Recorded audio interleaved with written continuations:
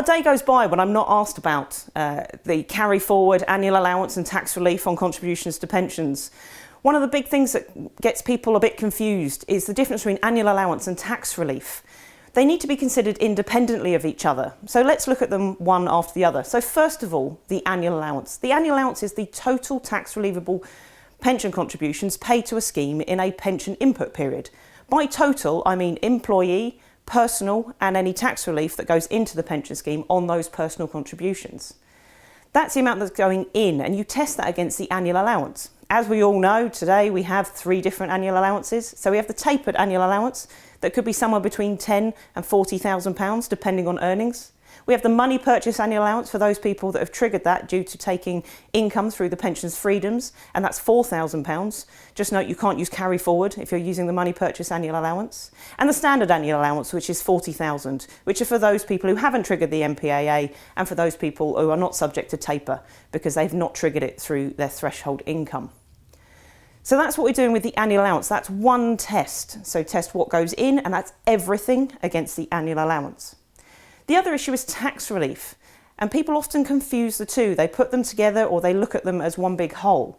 Tax relief, we're looking at personal tax relief here. So personal tax relief is only relevant to personal contributions.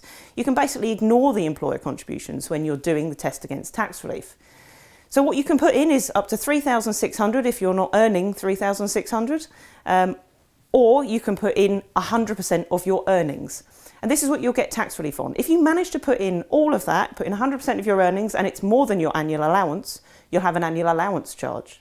If you put in 100% of your earnings or put in 110% of your earnings, that 10% over will not get any tax relief.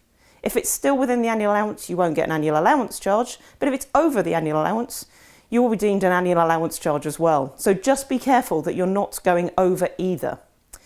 Thing to bear in mind when we're looking at 100% of earnings is it's 100% of earned income.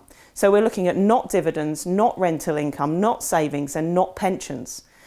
This becomes very confusing when we're looking at the tapered annual allowance for testing against the annual allowance, because all of those things are included in the test for the tapered annual allowance.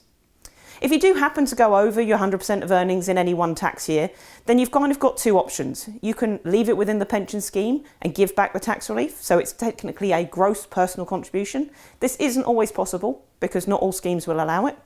Or in the tax year following the excess contribution, you can ask for an excess refund of the contribution.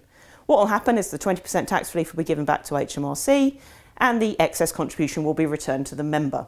So it's not a big issue, but it is something that really should be monitored.